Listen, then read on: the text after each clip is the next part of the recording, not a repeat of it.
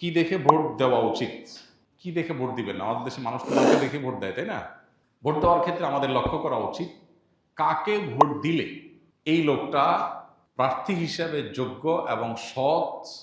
তাকে ভোট দিলে সৎ এবং যোগ্য প্রার্থীকে ভোট দেওয়া হবে, এটা আপনার বিবেককে আপনি জিজ্ঞাসা করবেন। আপনি যদি সঠিকটা উদ্ধার করার চেষ্টা করেন, এরপর দেখলেন যে না, আপনি আসলে যেটাকে সঠিক মনে করছেন এটা সঠিক হয় নাই, লোকটা রাইট পারসন না, তাহলে আল্লাহর কাছে আপনার দায় নেই। কিন্তু আপনার চেষ্টা করতে হবে যে যে কয়জন আছে এর মধ্যে সবচেয়ে ভালো যোগ্য মানুষটাকে, সে জিতবে কি জিতবে না এটা আপনার দেখার বিষয়। আমাদের দেশে বেশিরভাগ মানুষ এই জায়গাটায় এসে ভুল করে, মনে করে যে তারা ভোট দেওয়ার লাভ কি, ভোটগুলো তো নষ্ট হবে। ভোট নষ্ট হয় না। একটা ভালো মানুষ যদি অল্প কয়েকটা ভোটও পায়, তাহলে সে এটার উপর ভিত্তি করে সামনে আর কয়েকটা পাবে, তারপর আবার আরো কয়েকটা পাবে। কিন্তু আপনি যদি ভোট দেওয়ার এই রাস্তাটা বন্ধ করেন, অথবা তাকে সে কম ভোট পাবে এই চিন্তা করে আরেকজনকে ভোট দেন, তাহলে কি হবে? এই চান্সে খারাপ মানুষগুলো তাদের খারাপের রাজত্ব আরো বেশি করে করতে পারবে। কেউ জিতুক সেটা আপনি চাইতে পারেন, কিন্তু জিতানো আপনার দায়িত্ব না। আল্লাহর কাছে দায়িত্ব হলো, আপনার কাছে মতামত চাওয়া হয়েছে, আপনি মত দেওয়ার সময় সবচেয়ে ভালো উপযুক্ত ব্যক্তির পক্ষে মত আপনি দিবেন, বাস। এটা হলো আপনার কাজ। যে লোককে ভোট দিলে আপনার ইমান, আমল, ইসলামের স্বার্থ, মুসলিম উম্মার স্বার্থ সংরক্ষিত হবে, আপনি বিশ্বাস করেন। যাকে ভোট দিলে দেশের সার্বিক উন্নতি হবে, চুরি ডাকাতি হবে না, দুর্নীতি 2 নম্বরই হবে না, যে কারণে আমাদের দেশ পিছিয়ে আছে। পৃথিবীর বহু দেশের তলানিতে আমরা পড়ে আছি। যাকে ভোট দিলে আমরা সেখান থেকে উঠার রাস্তা পাবো, তাকে আপনাকে ভোট দিতে হবে। এক্ষেত্রে বায়াসনেসের ঊর্ধ্বে উঠা, এক্ষেত্রে আপনার গোষ্ঠীগত, বংশগত, পরিচয়গত, হ্যাঁ, এই সমস্ত বিষয়গুলোর ঊর্ধ্বে উঠা, সামান্য একটু স্বার্থের জন্য, একটু টাকা পয়সার লোভে আমরা আজকাল অনেক সময় ভোট দিয়ে দিই, সেটা যেন না হয়। আল্লাহর কাছে অনেক বড় একটা জবাবদিহিতার জায়গা। নবীজি বলেছেন, ইযা বুসিতাল আমরু ইলা গায়রি আহলিহি ফান্তাজিরিস সাআ। অযোগ্য মানুষকে যখন কোনো জায়গায় বসানো হবে, অপাত্রে যদি মানুষ তার মতামত দেয়, বা কোনো অযোগ্য মানুষকে যদি কোনো যোগ্য মানুষের চেয়ারে বসানো হয়, তাহলে কিয়ামতের অপেক্ষা করবা তোমরা। এটা কিয়ামতের আলামত। এই আলামত এখন চলে আসছে না, আসছে না? অতএব আমাদেরকে এখানে দায়িত্বশীলতার পরিচয় দিতে হবে। আল্লাহ বলেছেন, ইন্নাল্লাহা ইয়ামুরুকুম আন তুআদ্দুল আমানাতি ইলা আহলিহা। আল্লাহ তাআলা তোমাদের নির্দেশ করেছেন আমানত যথাস্থানে পৌঁছাও, অপাত্রে যেন আমানত না যায়। আল মুস্তাশারু মু'তামান।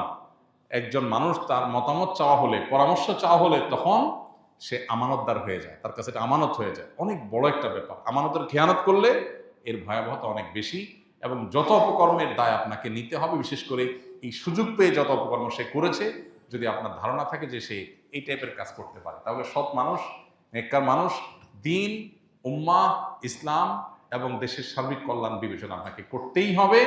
আমি যাকে ভোট দেবো সে জিতুক কি না জিতুক সেটা আমার বিষয় না, সে জিতবে কি জিতবে না এটা আমার বিষয় না। আমার দায়িত্ব আমার সিদ্ধান্তটা সঠিক জায়গায় দেওয়া, বাকি আল্লাহটা আল্লাহ দেখবে। আল্লাহ যদি তারে সুযোগ না দেন, সেটা আমাদের অযোগ্যতার কারণে আল্লাহ দেন না, কিন্তু আমার দায়িত্ব আমি সঠিকভাবে পালন করতে হবে। আল্লাহ আমাদেরকে তৌফিক দান করুন। আমি কাজ জানি, কিন্তু ইন্টারভিউ দুর্বল থাকায় অন্য একজনকে দিয়ে ইন্টারভিউ দিয়ে পাশ করে পরবর্তীতে আমি ইনকাম করলে হালাল হবে কিনা, ভালো বুদ্ধি। নিজে ইন্টারভিউ দিতে নার্ভাস ফিল করেন, পারেন না, আরেকজনকে দিয়ে করাইলেন, করায় আপনি চাকরি করলেন। এটা যদি আপনি করেন, তাহলে সেক্ষেত্রে আপনি তো প্রতারণা করলেন, আপনি তো একটা ধোঁকা দিলেন। আর নবীজি বলেছেন, মান গাশশা ফালাইসা মিন্না। যে ব্যক্তি ধোঁকা দেয় সে আমার উম্মত না। এই জন্য এটা জায়েজ হবে না। তবে চাকরিতে যাওয়ার পর যদি আপনি যে কাজটা করছেন সেই কাজটা যদি লিগ্যাল হয়, হালাল হয়, তাহলে আপনার পারিশ্রমিক গ্রহণ করা হালাল হবে। বাট আপনি একটা প্রতারণা করেছেন, একটা কবিরা গুনাহ করেছেন, এর জন্য আপনার গুনাহ হবে, এবং সেটা তওবা করা ছাড়া মাফ হবে না। বিভিন্ন অনুষ্ঠানে উচ্চস্বরে গান বাজানো হয়, এমনও হয় রাত 1টা 2টা পর্যন্ত বাজে। মানুষের ঘুম নষ্ট করে তাদেরকে কষ্ট দেওয়া, বাধ্য করে গান শোনানো তাদের কীরকম গুনাহ? আর কোনো আশেপাশের মানুষ বাসায় বসে গানকে এনজয় করা একজনকে পজিটিভলি নিলে তার গুনাহ হবে কিনা? ভাই, এটা আমাদের দেশের একটা সামাজিক অপরাধগুলোর মধ্যে থেকে, সামাজিক যে সমস্ত ব্যত্যয়গুলো আছে সেগুলোর মধ্যে থেকে একটা, যে উচ্চস্বরে গানের আওয়াজ কিংবা ওয়াজের আওয়াজ যেটাই হোক, এটা দিয়ে মানুষকে অতিষ্ঠ করা, এটার বিরুদ্ধে আমাদের অবস্থান নিতে হবে। ওয়াজ মাহফিলগুলোর সাথে যারা জড়িত আছেন তারা মেহেরবানি করে চেষ্টা করবেন যে কোনোভাবে ওয়াজ মাহফিলের নামে যেন উচ্চস্বরে গানের আওয়াজ না হয় এবং আশপাশের মানুষের জন্য অসুবিধা না হয়। এই জিনিসটা আমাদের খেয়াল রাখতে হবে। একই সাথে আমাদেরকে মনে রাখতে হবে যে এই যে গান বাজনা যারা করছেন, বেশিরভাগ তরুণরা এটার সাথে জড়িত, মানে তরুণরাই সাধারণত আয়োজনগুলো করে, সেজন্য বলা। এই জন্য তরুণদেরকে সিদ্ধান্ত নিতে হবে যে আমি আনন্দ করব, এই আনন্দটা আরেকজনের কষ্টের কারণ হবে, আরেকজনের পেরেশানির কারণ হবে, এটা তো হতে পারে না। তো এই জন্য একজন ইমানদার হিসাবে আমাদের উচিত না কাউকে কষ্ট দেওয়া। নবী করিম সাল্লাল্লাহু সাল্লামের মসজিদে এক লোক জোরে তেলাওয়াত করেছেন, নবীজি বলেছেন তুমি কোনো বধিরকে শোনাচ্ছ না, যে আল্লাহকে শোনাচ্ছ তিনি সব শুনতে পান, অর্থাৎ উচ্চস্বরে পড়িও না, আরেকজনের ডিস্টার্ব হয়। সেখানে আমরা কিভাবে ওয়াজ করতে গিয়ে মানুষের ডিস্টার্বের কারণ হয়, বিশেষ করে ঢাকায়, চট্টগ্রামে, শহরগুলোতে যে মাহফিলগুলো হয়, গ্রামেও দূর দূরান্ত পর্যন্ত মাইক লাগাইলাম, এমন ভলিউমে আমি ওয়াজ দিলাম রাত 12টা 1টা পর্যন্ত যে মানুষ ঘুমাইতে পারলো না, সকালে ডিউটি আছে, সে ঘুমাইতে পারছে না, বাচ্চাদের অসুস্থ, হার্টের রোগীদের কষ্ট হয়, কোনো অবস্থাতে এটা গ্রহণযোগ্য না। এটার বিরুদ্ধে আমাদের প্রত্যেকটা মানুষকে দায়িত্বশীলতার সাথে কথা বলতে হবে, ভূমিকা রাখতে হবে। আর এই বিনোদনের নামে, গান বাজনার নামে যে অত্যাচার, ওয়াজ তো যাক শীতকালে হয়, তাও গ্রামে হলে পুরো গ্রামের মানুষ ওয়াজ শোনার জন্য প্রস্তুত থাকে, কিন্তু গান বাজনা তো নির্দিষ্ট একটা গ্রুপ অফ পিপল শুধুমাত্র শুনে, আর বেশিরভাগ মানুষ অতিষ্ঠ হয় এবং বছর জুড়ে হয়, এটা কোনো শীত আর গরম নাই। তো এই জন্য এই জুলুমটার বিরুদ্ধে আমাদের কথা বলা উচিত। শব্দ সন্ত্রাস বা শব্দ দিয়ে মানুষকে অতিষ্ঠ করা, এটা কোনো সভ্য সমাজে গ্রহণযোগ্য না, মুসলমান হিসাবে তো মোটেই না। আমাদের সমাজে অনেক অনাচারের বিরুদ্ধে সমাজের মানুষ সচেতন, কিন্তু এই অনাচারের বিরুদ্ধে সেরকম সচেতনতা নাই। কোথাও যদি এরকম অন্যায় হয়, এলাকাবাসী একত্রিত হয়ে সুন্দর করে আয়োজকদেরকে যা বুঝান, কাউন্সিলিং করেন যে ভাই তোমরা যে কাজ করছো এটা অন্যের কষ্টের কারণ হচ্ছে। আল্লাহ তাআলা আমাদেরকে অনাচার থেকে বের হয়ে আসার তৌফিক দান করুন। কিভাবে একটা মানুষের আনন্দ হয়, একজন লিখেছেন যে একজন বাসা থেকে এনজয় করছেন। হ্যাঁ, আপনি এনজয় করছেন কিভাবে? আপনি জানেন এই আওয়াজটা একটা মানুষের বুকে ধড়পড়ের কারণ, একটা হার্টের রোগী ছটফট করছে, এটা মনে উঠলে তো আপনার সব আনন্দ মাটি হয়ে যাওয়ার কথা।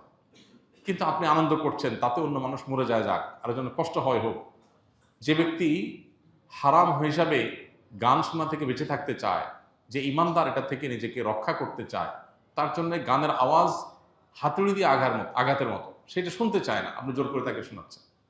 তো এই জুলুম কোনো বিবেকবান মানুষ করতে পারে না। এই জুলুম বোঝার জন্য মুসলমান হওয়ার দরকার নাই, বিবেকবান হলেই যথেষ্ট। মাথায় যদি একটুও মগজ থাকে, তাহলে সে চিন্তা করবে যে আমার একটা উৎসব, আমার একটা ফুর্তি, এটা আরেকটা মানুষের চোখের পানির কারণ হচ্ছে, কিভাবে এটা আমি মেনে নিতে পারি? আপনি ফুর্তি করেন, ন্যায়ভাবে করেন, অন্যায়ভাবে করেন, সেটা তো এক জিনিস, আল্লাহর কাছে এর জন্য আপনার ধরা জবাবদিহিতা আছে। কিন্তু আরেকটা মানুষ ছটফট করছে, আরেকটা মানুষের কষ্ট হচ্ছে, আমি সেটা করতেছি। কোনো সভ্য সমাজ এটা হতে পারে না, কিন্তু আমাদের সমাজে অহরহ এই জিনিসগুলো হচ্ছে।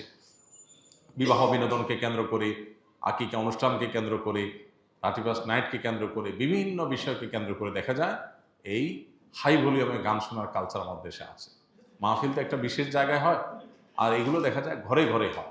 যুবকরা আস্তে আস্তে গান শুনলে তাদের ভেতরকার শয়তানি চিন্তাটা সেভাবে জেগে ওঠে না, যেন ফুল ভলিউম দেওয়া লাগে, যাতে শয়তান ফুললি অ্যাক্টিভ হয়ে যায়।